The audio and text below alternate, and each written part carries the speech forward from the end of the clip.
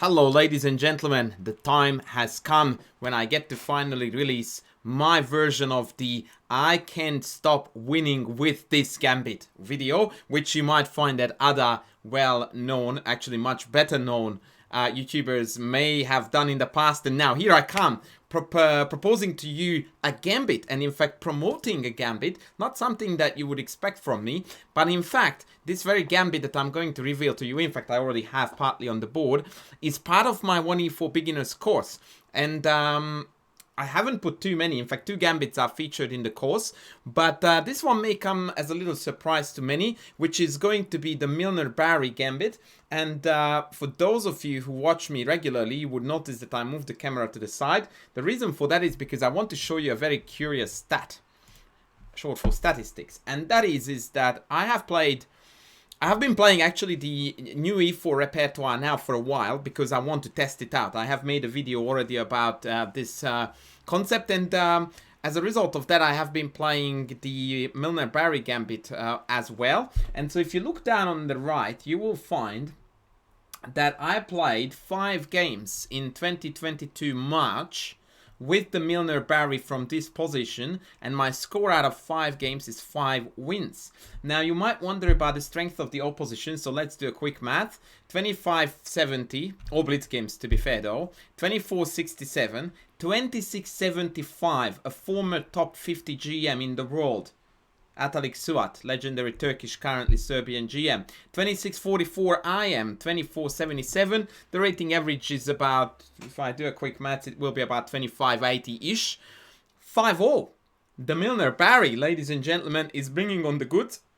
So I really am curious to see how it's going to work out for those who actually bought the course and they are following my recommendations. I will show you how the games turned out in my own games. So let's go very quickly to said games. The first one is going to be against, and that's quite fitting actually, against a guy who is called Ullmann Fan. Now, Wolfgang Ullmann was a very famous German grandmaster who notoriously had a very narrow opening repertoire that he remained faithful to throughout his entire career. And the French was a crucial part of his opening repertoire. So let's see how our game went.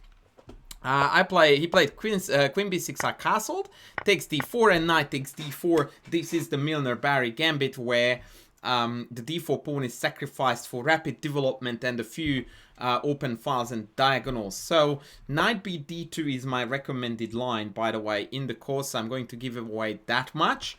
And here he played knight c6, which I was pretty cool with. The main variation is bishop c5 for the record, and I played knight b3. What you get to see here is the key concept, just like in any gambit, is that you must simply put the idea of you are being material down completely to the side. Doesn't matter. Don't worry about it.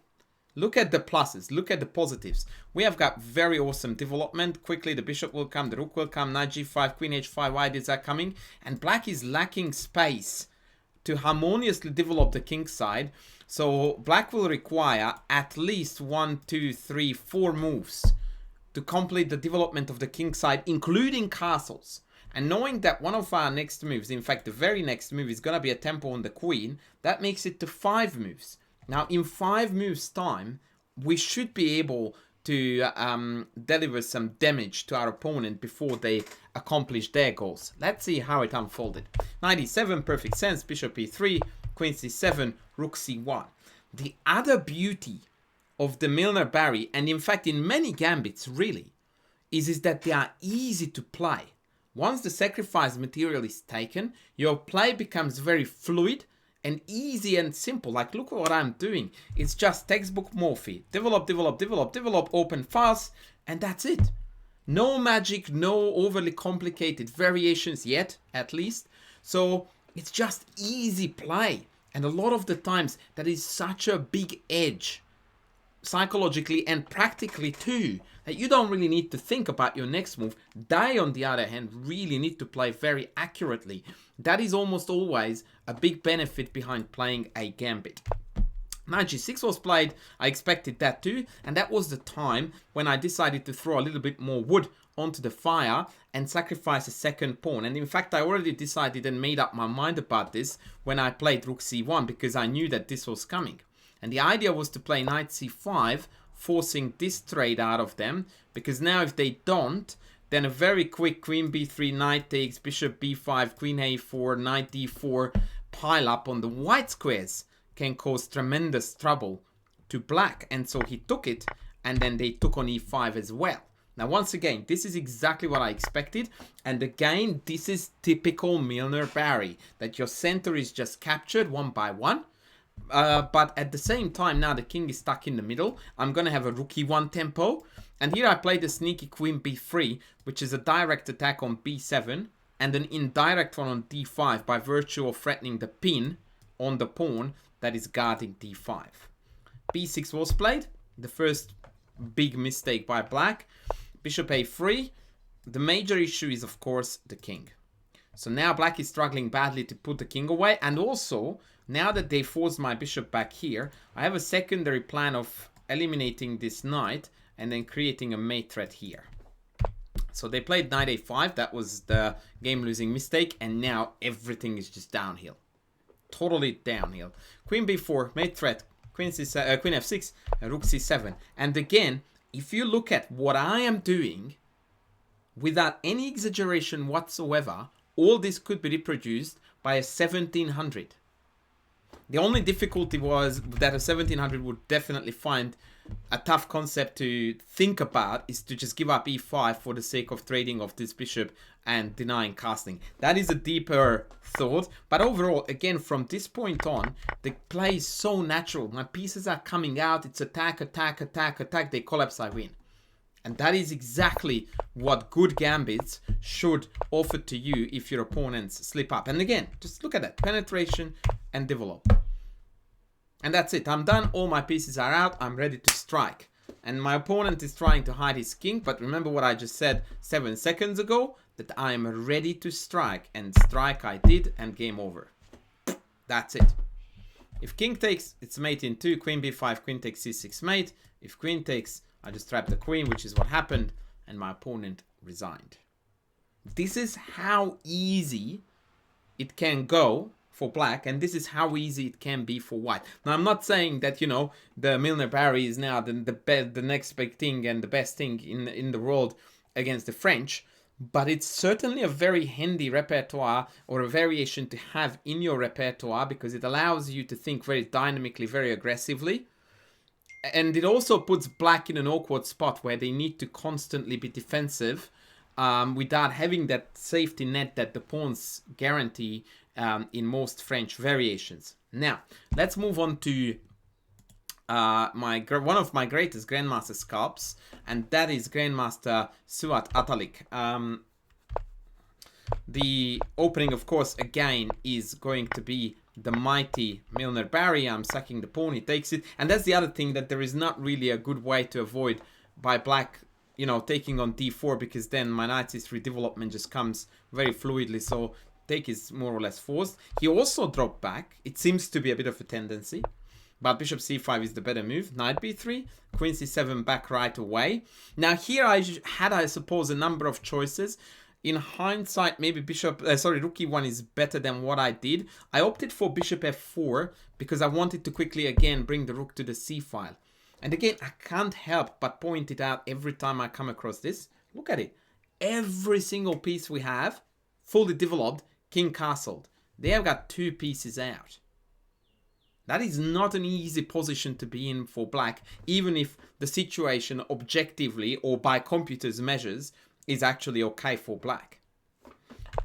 So he played knight e7, I played rook c1, easy chess again, knight g3, bishop back. Note that e5 is not hanging because of the pin.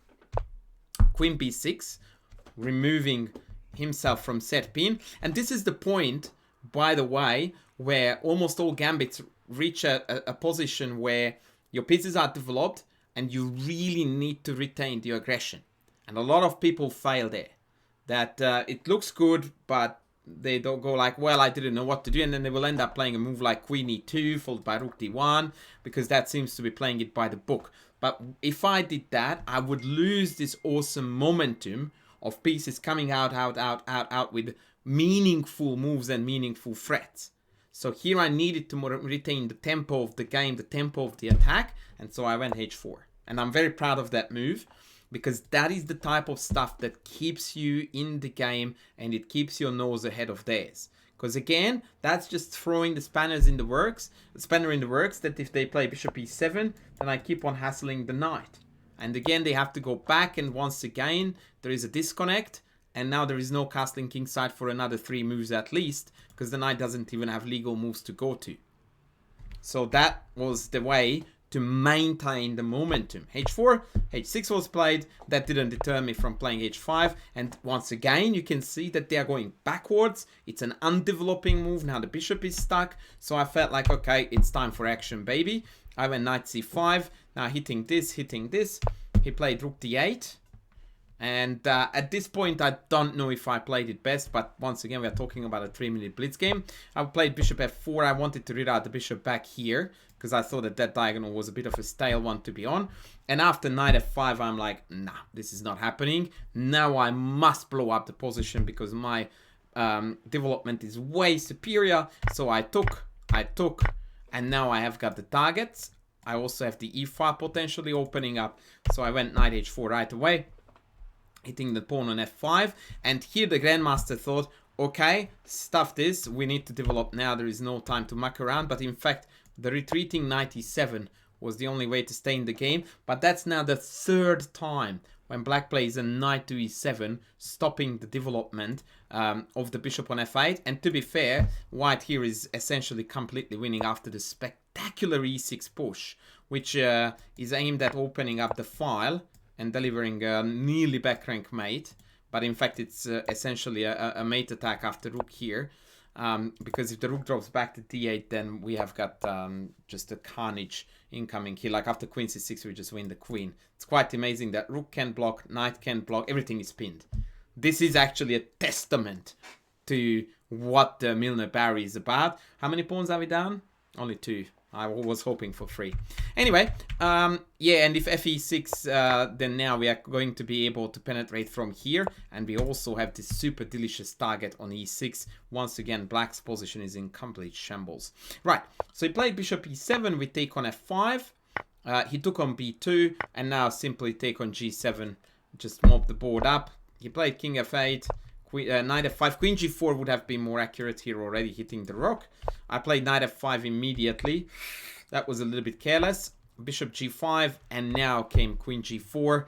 And here the grandmaster collapsed under the pressure. Obviously g5 is hanging. After rook g8, I was intending to take this, hanging both rooks. But it turns out that according to the engine... oh no, actually now it changes. Rook c6 was the other move, but knight h6 was the intended finish off. A very nice move, by the way. Which highlights the vulnerability of both rooks. But he took on g7, allowing me to deliver a mate on g7 and then on h8. So this is it. This is how my Milner-Barry games are shaping up, and I'm very excited about that. And I hope that you guys, both of you who did purchase the course and those who are considering it, and those who are just considering the Milner-Barry without talking about the course at all, will be a little bit at least inspired by these victories. And I guess I will keep on posting them if I manage to score some more lovely victories like these. I hope you guys enjoyed it. Enjoy your chess games. Enjoy your occasional gambits. And I will see you in the next video. Thanks for watching. Bye.